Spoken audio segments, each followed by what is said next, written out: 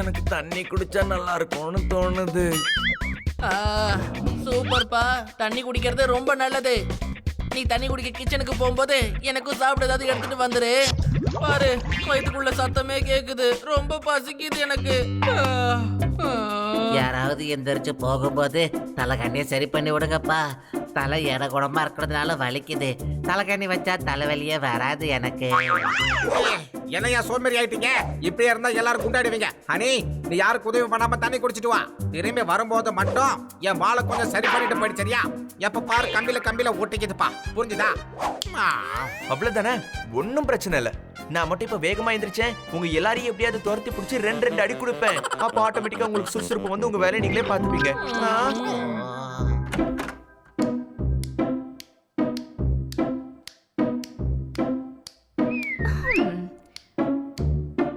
சீக்கிரமா எழுந்துருங்க गाइस. பாருங்க உங்களுக்காக என்ன கொண்டு வந்திருக்கேன்னு.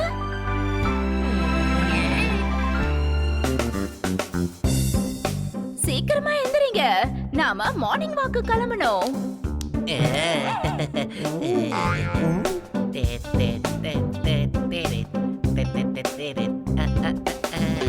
சர்தார், நான் உன்னை மார்னிங் வாக் பண்ண சொன்னேன், மூன் வாக் இல்ல.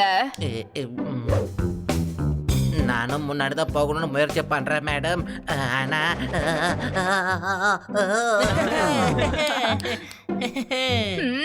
உங்களுக்கு சோம்பேறித்தனம் ஜாஸ்தி ஆயிடுச்சு.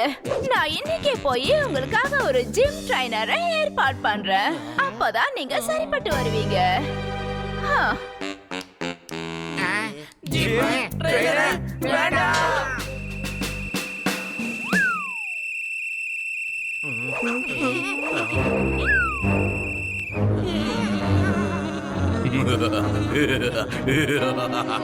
நான் ஒரே ட்ரெயினர், ஆனா நீங்க 4 பேரு. ரொம்ப கஷ்டமா தான் இருக்கும், ஆனா பிரச்சனையே இல்ல. நான் மேனேஜ் பண்ணிக்கிறேன், நான் உங்களை பாத்துக்கிறேன். இன்னையில இருந்து நான் என்ன சொல்றேனோ அதைத்தான் நீங்க எல்லாரும் செய்யணும். எங்க ஏரியால இருக்கிற எந்த ஒரு பசங்க குண்டானாலும் சரி, உடனே அவங்க அம்மா சொல்லுவாங்க, நீ ஒல்லி ஆயிடுவடா கண்ணா. அந்த வேலையை கட்டு சிங் பார்த்து பாருங்க. வாங்க, எக்ஸசைஸ் ஆரம்பிக்கலாம். எக்ஸசைஸ்.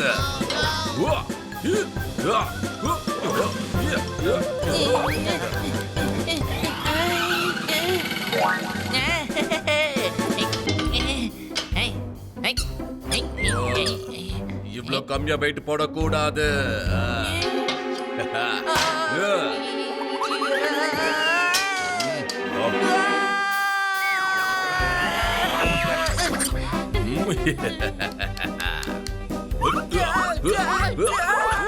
என்ன பார்த்தா பாவமா இல்லையா?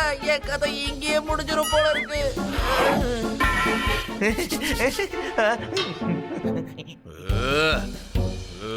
இது வேண்டாம்.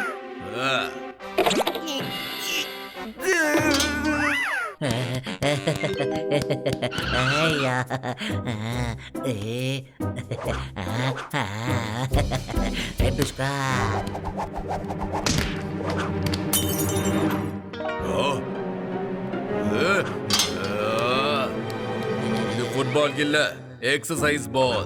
இது விளையாட இல்ல, பாடியை பிளெக்சிபிள் ஆக்குறதுக்கு பயன்படுத்தணும், புரியுதா? இதோ இந்த மாதிரி பண்ணு.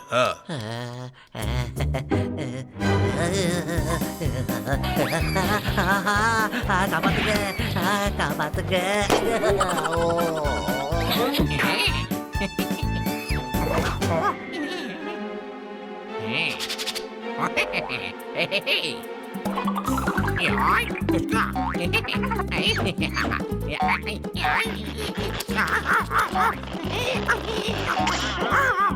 இது அப்படி இல்ல, இதோ இந்த மாதிரி தான் பண்ணணும்.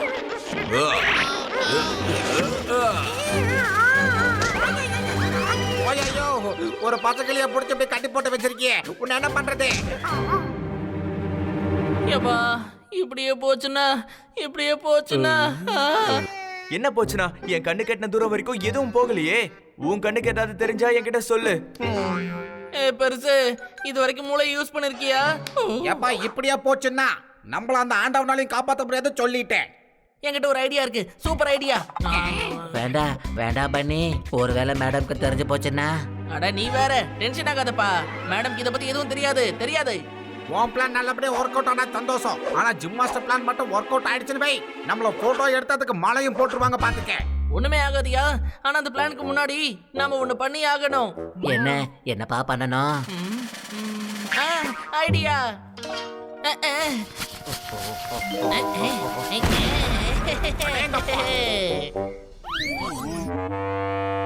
அட ரொம்ப நல்லா இருக்கு. கொஞ்ச நாள்லயே நீங்க எல்லாரும் ரொம்ப ஃபிட் ஆயிட்டீங்களே. ஆமா மேடம், சூப்பர்ல.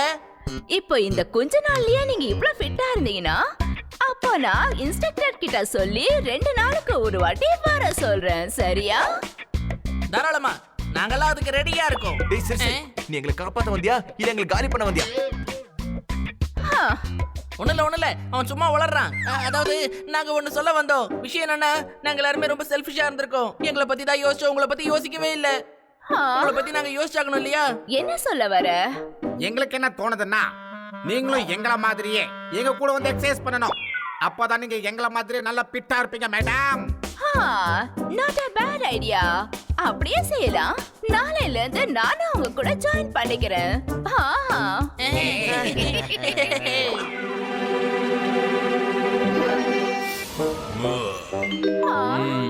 Very nice.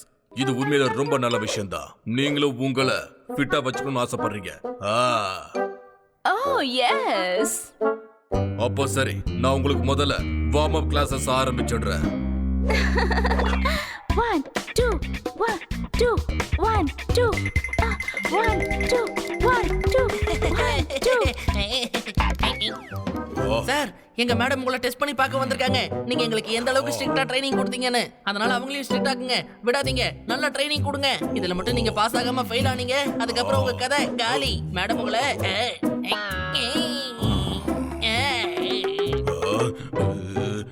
ஓகே மேடம், இது வரைக்கும் நீங்க பண்ண ஒர்க் அவுட்ஸ் எல்லாமே போதும். இப்போ நீங்க பண்ண போறது the real exercise. அதை தான் நான் உங்களுக்கு ஆரம்பிக்க போறேன்.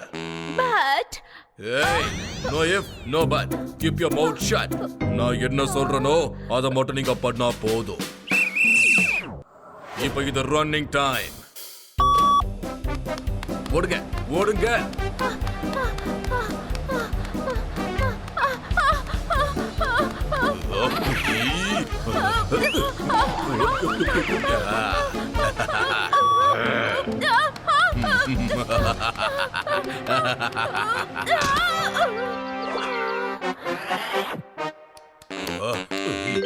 சரியா நிக்கணும். இன்னும் பேலன்ஸ். மேடம், இது வெறும் ட்ரெய்லர் மட்டும் தான். இன்னும் மெயின் பிக்சர் இருக்கு. நிறைய எக்ஸசைஸ் உங்களுக்கு கொடுக்கறேன், இருங்க.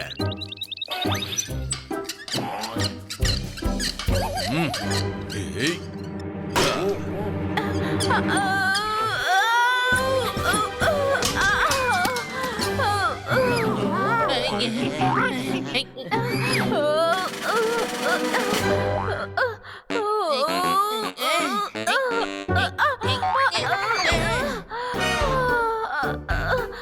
என்ன இதுக்கு டயர்ட் ஆயிட்டா எப்படி? இது நீங்க செய்ய வேண்டிய எக்ஸசைஸ் நிறைய இருக்கு. இப்போ நீங்க எல்லாரும் ஒண்ணா சேர்ந்து எக்ஸசைஸ் பண்ண போறீங்க.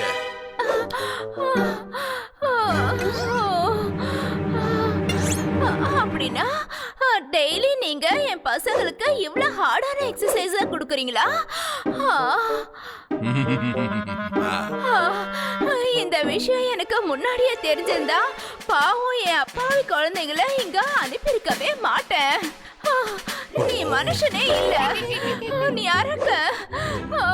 மேடம், நான் எதுவும் பேசாத, உனக்கு மனசே இல்ல. வாங்க பசங்களா போலாம். என்ன மேடம், எங்க மேடம் போறீங்க? நில்லுங்க. இது எல்லாத்தையும் இவங்க தான் மேடம் செய்ய சொன்னாங்க, நான் இல்ல. திரும்பி வாங்க. நீ கஷ்டப்படுத்த மாட்டேன். எக்ஸசைஸ் பண்ண வேண்டாம் மேடம், வாங்க. தம்பி, நீ தனியா போய் உட்கார்ந்துகிட்டே உனக்கு நீயே ட்ரைனிங் கொடுத்து போய்யா.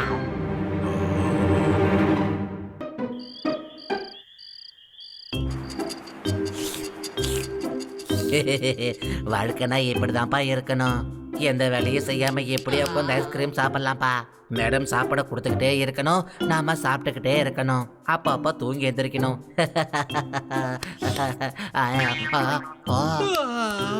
அட நீங்க வேறப்பா, இந்த பவுல்ல மட்டும் பால் இருந்து அது நேரா என் வாய்க்கிட்டே இருந்தா எவ்வளவு நல்லா இருக்கும்ல. சிறுசு, தண்ணி குடிக்க இப்ப நீ எழுந்திருச்சுக்க போறியா? அப்படி இருந்தா எனக்கும் ஒரு வேலை செய்றியா ப்ளீஸ்? யோ வாய முடுங்கய்யா. அண்ணி நீ நிம்மதியா போய் தண்ணியை மட்டும் குடிச்சிட்டு வா. அப்படியே வரும்போது எனக்காக ஒரு கிளாஸ் ஜூஸ் கொண்டு வா. புரிஞ்சுதா? எப்படி?